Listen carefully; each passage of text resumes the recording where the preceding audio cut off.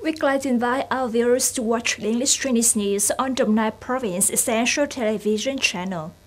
On 2017th, as part of its ongoing night session, the National Assembly continued discussion on the outcomes of socio-economic development, the transitional application of certain special mechanisms and policies, and efforts related to drift protests and anti-waste measures.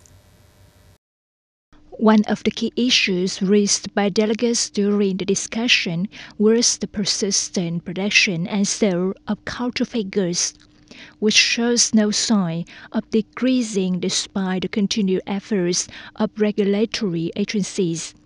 According to the delegates, counterfeit products not only pose a direct threat to public health and safety, but also damage the reputation and credibility of domestic brands, erode consumer trust, and result in significant tax losses. Fake products remain widespread on the market, particularly in the categories of cosmetics, food, and pharmaceuticals. Authorities have recently uncovered and penalized numerous counterfeit cases, with several criminal investigations underway. Despite strong directives from the government and the Prime Minister, and the assignment of market and food safety management to specific agencies and localities, the issue remains complex and pressing.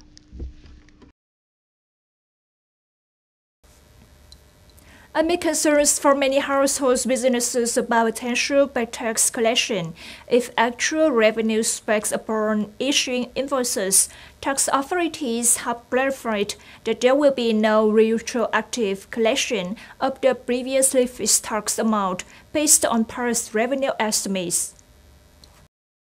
Accordingly, tax authorities will calculate fixed taxes for households businesses based on tax agency data and the annual revenue declarations submitted by the businesses. Both sources will be used to assess and determine the appropriate tax rate.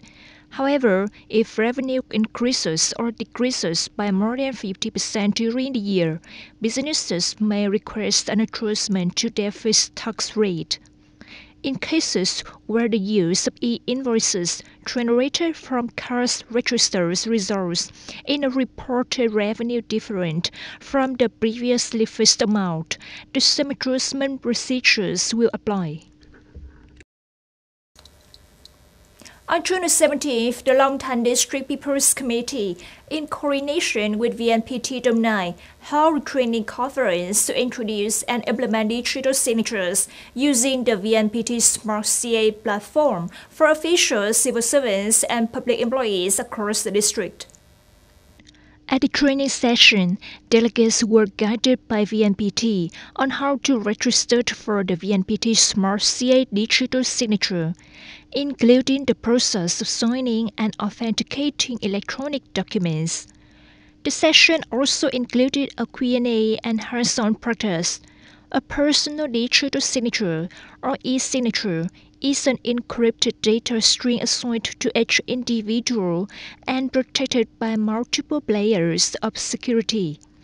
These personal digital signatures, provided by certified service providers, are guaranteed to be secure, with no risk of personal data leaks. Their legal validity is recognized and regulated by the government.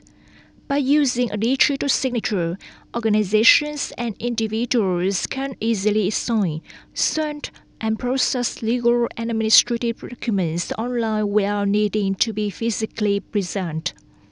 All authentication and security actions performed on smart devices are fully protected and ensured to be safe. According to the Đồng Nai Livestock Association, the province's livestock sector is currently experiencing favorable conditions for growth as livestock products, especially pork, are enjoying strong market prices. Livestock farming in Đồng Nai province has developed toward large-scale, farm-based models, where around 90% of the total herd raised in such facilities. According to statistics, Donai currently has more than 2 million pigs and nearly 24.6 million poultry. In neighboring Bình Phước province, the pig population is close to 2.1 million and poultry numbers reach approximately 11.3 million. Following the blunt provincial merger, the new Donai province will have a combined total of over 4.1 million pigs and 35.9 million poultry, making it one of the leading localities in Vietnam in terms of total pig and poultry herd size. Along with 5 other localities across Donai province participating in the pilot implementation of the new administrative model, the newly established Phước Tân Ward has been actively mobilizing resources and strengthening operations in recent days to ensure its new administrative system is quickly stabilized and fully functional. Following the announcement of the Donai Provincial Police Standing Committee's conclusion on the new Phước Tân Ward structure, Phước Tân has swiftly begun piloting components of its local government system. At the first session of the new Ward People's Council, the organizational framework was trialed. The first administrative meeting, chaired by the Ward Chairman, focused on reviewing and approving the working regulations of the People's Committee. Although it's just a pilot phase, the Ward's leadership has already shown great enthusiasm in serving the people.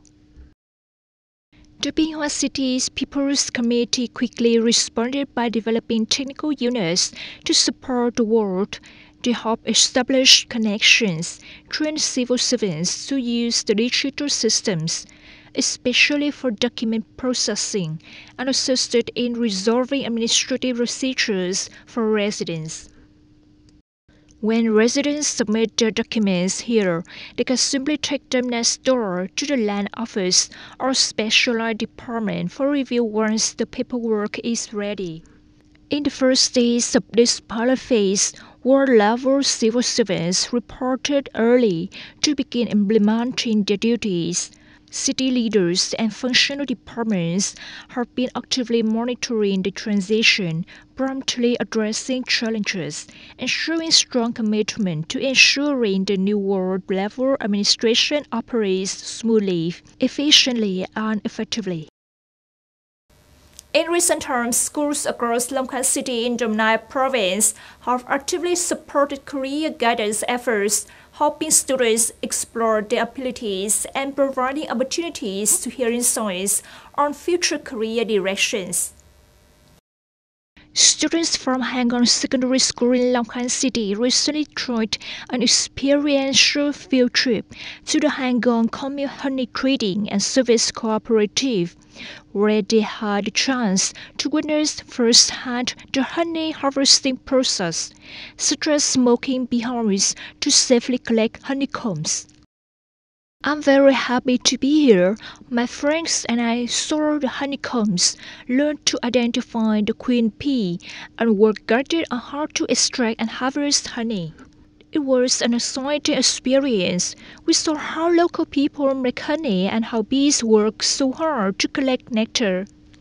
Beekeeping doesn't require high investment costs, as it mainly relies on natural floral sources.